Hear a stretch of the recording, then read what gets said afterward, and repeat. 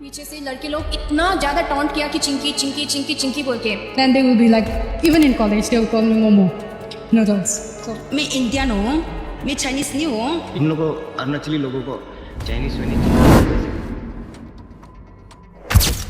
भारत में पैदा होना या भारत का नागरिक होना क्या इतना काफ़ी नहीं है इंडियन कहलाने के लिए?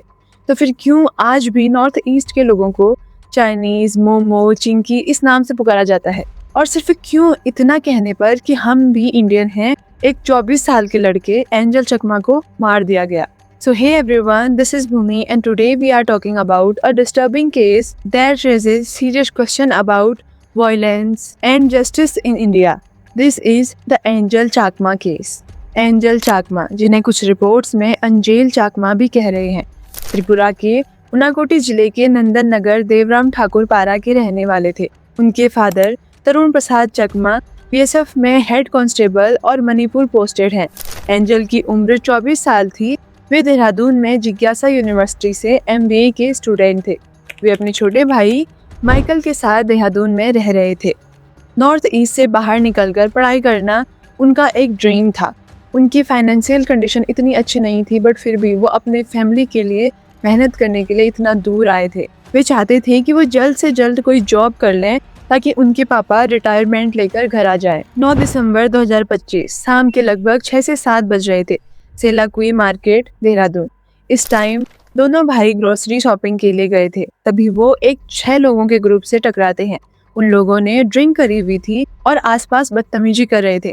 जैसे वो लोग इन 2 भाइयों को देखते हैं तो वो रेसिज्म अब्यूज देना शुरू कर देते हैं, जैसे Chinki, Chinese, momo, Nepali etcetera.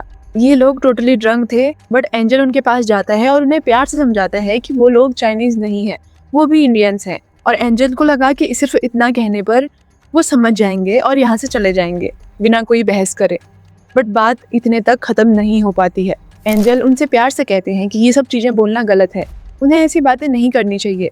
But उन्हें क्या पता था कि मामला बहुत बड़ा बन जाएगा। वे सभी लोग नशे में धुत थे और यही छोटी मोटी नोकझोंक एक खून खराबे में बदल जाती है। उन 6 लोगों में से एक लड़का एंजल के भाई के सर पर कड़े से वार करता है और माइकल के सर से खून आना शुरू हो जाता है। जैसे ही एंजल ये देखता है तो वो अपने भाई को बचाने के लिए उनके बीच में जाता है। और तभी इस केस का मेन अक्यूज्ड यज्ञावस्थी पास में ही रखे हुए एक फ्रूट चाट ठेले से एक नाइफ उठाता है और एंजल को स्टैब करने लगता है। उसके पीठ पर, उसके गर्दन पर और उसकी स्पाइन पर वो इतने जोर से स्टैब करता है कि एंजल के पूरे शरीर से ब्लीडिंग होना शुरू हो जाती है। और तभी बाकी और लोग भी रॉड से एंजल को बहुत ज़्यादा पीटते हैं। एंजल का एक लेफ्ट साइड पूरी तरह से पैरालाइज्ड हो चुका था और वो दोनों भाई वहाँ पर बेहोश हो जाते हैं। ये 6 के 6 अक्यूज्ड अपनी दारू की बोतल वहाँ से लेके बाइक में उधर से भाग जाते हैं। ये लोग तो वहाँ से निकल गए थे, बट दोनों भाई जख्मी हालत में रोड पर पड़े हुए थे। तभी आसपास के लोग आते हैं और उन्हें जल्द से जल्द हॉस्पिटल पहुँचाया जाता है। ग्राफिक एरा हॉस्पिटल में उनको जल्दी से ले जाया जाता है। एंजल का लेफ्ट साइड पूरी तरह से पैरालाइज्ड हो गया था। डॉक्टर उसे इमरजेंसी में आईसीयू में भर्ती करवा देते हैं। चोटें बहुत ही ज़्यादा गंभीर थी। सिर, गर्दन, पीठ और स्पाइन पर गहरे घाव थे। Brain injury, spine damage, paralysis और बहुत सारी सीरियस कंडीशन से एंजल जूझ रहा था। एंजल यहाँ हॉस्पिटल में बेसुध हालत में था। उसके पेरेंट्स को उसी टाइम पे कॉल करा जाता है और वो उसी रात देहरादून पहुँचे। उनके फादर भी लीव लेकर अपने बेटे के पास पहुँच जाते हैं और एंजल की ऐसी हालत देखकर उन सभी का दिल बैठ जाता है। वो तुरंत पुलिस को अप्रोच करते हैं, बट पुलिस कोई रिस्पॉन्स उन्हें नहीं देती और कहती है ये सीरियस क्राइम नहीं है, तो इस पर कोई एफआईआर नहीं करनी चाहिए। जितनी बार उन्होंने पुलिस से रिक्वेस्ट करी, उतनी ही बार पुलिस सेम चीज़ दोहराती रही और फाइनली 12 दिसंबर को उन्होंने एफआईआर दर्ज की। ना अक्यूज्ड का नाम लिखा था उस एफआईआर पर और 3 दिन का वैसे ही डिले हो चुका था। एक अटैकर तो नेपाल को फरार हो चुका था। अब अटैकर्स के बारे में जानते हैं। ये टोटल 6 लोग थे। जो मेन अक्यूज्ड था उसका नाम यज्ञावस्थी है और बाकी अविनाश नेगी जो उत्तराखंड का ही था, सूरज कस्वा जो मणिपुर से था, सुमित कुमार ये भी लोकल ही था और 2 जुवेनाइल जिनका नाम अभी एक्सपोज नहीं है। अब क्योंकि इनमें से नॉर्थ ईस्ट से भी एक पर्सन था, तो पुलिस कहना चाह रही थी कि ये रेसिज्म रिलेटेड केस नहीं है, ये उनके आपस का मामला हो सकता है। 14 दिसंबर को केस को थोड़ा बहुत तो सीरियस लिया गया। इस केस को अटेम्प्ट टू मर्डर का नाम दिया गया। 5 आरोपियों को तो अरेस्ट कर लिया था, बट जो मेन अक्यूज था वो नेपाल को भाग चुका था। फिर उत्तराखंड गवर्नमेंट ने उसके नाम पर एक रिवॉर्ड अनाउंस किया, यानी कि जो भी उसे ढूंढेगा उसे कैश मिलेगा। यहाँ एंजल की कंडीशन कभी स्टेबल होती तो कभी बिल्कुल ही अनस्टेबल। वो इस हॉस्पिटल में जिंदगी और मौत से लड़ रहा था। उसकी फैमिली हर वक्त उसके साथ ही पर रहती थी। उसका छोटा भाई माइकल इन सभी चीज़ों के लिए खुद को ब्लेम कर रहा था कि अगर उस दिन वो बीच में आ जाता तो आज उसके बड़े भाई की ऐसी हालत ना होती। बट यहाँ पर गलती तो दोनों ही में से किसी की भी नहीं थी। गलती तो उन 6 लोगों की थी। जब लोगों को इस केस के बारे में पता चला तो बहुत ही ज़्यादा गुस्सा हो जाते हैं और प्रोटेस्ट करना शुरू कर देते हैं। बट पुलिस यहाँ पर बहुत ही अलग स्टेटमेंट देती जा रही थी। उनका कहना था कि ये रेसिज्म की वजह से नहीं हुआ, बल्कि ये एक नॉर्मल ड्रिंक लोगों की लड़ाई थी जो कि वायलेंस में चेंज हो गई। बट इस स्टेटमेंट से लोग काफ़ी भड़क उठे। पुलिस ने ये भी कहा कि ये सिर्फ मजाक है, कोई सीरियस कंडीशन नहीं है। जबकि माइकल ने अपने स्टेटमेंट में साफ साफ बताया था कि उस दिन वहाँ पर क्या क्या हुआ था। साथ उधर पे उन लोग का ग्रुप था, उधर पे पूरा उन लोग थोड़ा पी रखा था उन लोगों ने, तो उन लोग हम लोग अपना बाइक से अपना आ रहे थे हम लोग साथ, तो उन लोग हम लोग को तरफ मेरे को तरफ पुक कर रहा था कि चिंकी उनकी मेरे को थोड़ा सा रेसिज्म कर रहा था। तो मैं थोड़ा अपने तरफ से हम लोग सेल्फ डिफेंस मतलब थोड़ा की भैया क्या हो गया था करते हम लोग अपना एडमिशन में फोन में बात कर रहा था। मैं अपना बस उनने अपना कन्फेस किया कि भैया क्या हो गाली क्यों दे रहे, तो उनका वो प्लानिंग था क्या था। जनता भी अब बहुत ही ज्यादा भड़क चुकी थी और यहाँ 26 दिसंबर पूरे 18 दिन तक मौत से लड़ते हुए, उतना दर्द सहते हुए एंजल की आत्मा उनका साथ छोड़ देती है। उनकी फैमिली के सामने ही एंजल की डेथ हो चुकी थी। देन ये केस अटेम्प्ट टू मर्डर से मर्डर में चेंज किया गया। एंजल की बॉडी को त्रिपुरा ले जाया गया और उसका फ्यूनरल किया गया।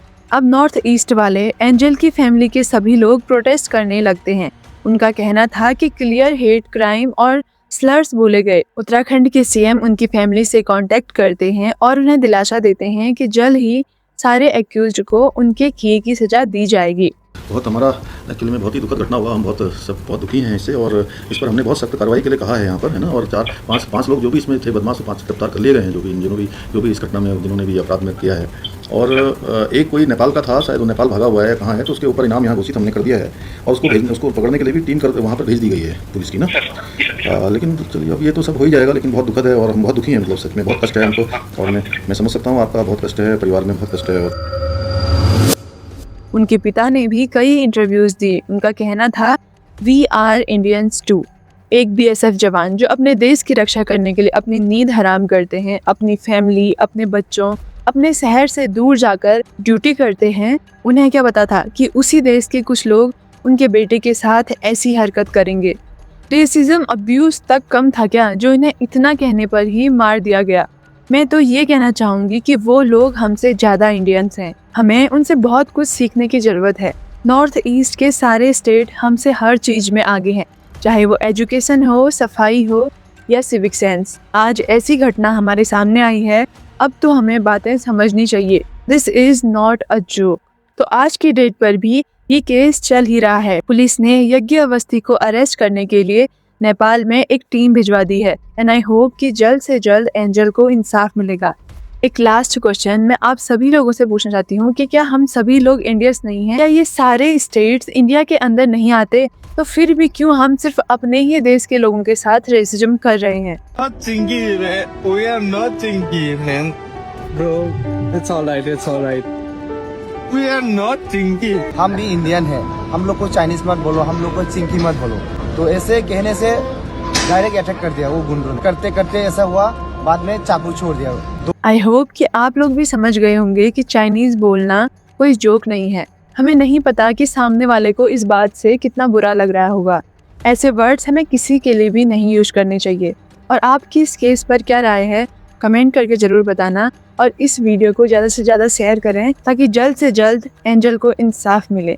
और अगर आपको ये वीडियो पसंद आई तो वीडियो को लाइक करना और चैनल को भी सब्सक्राइब कर देना। तो आज के लिए हम ये वीडियो यहीं पर ख़त्म करते हैं।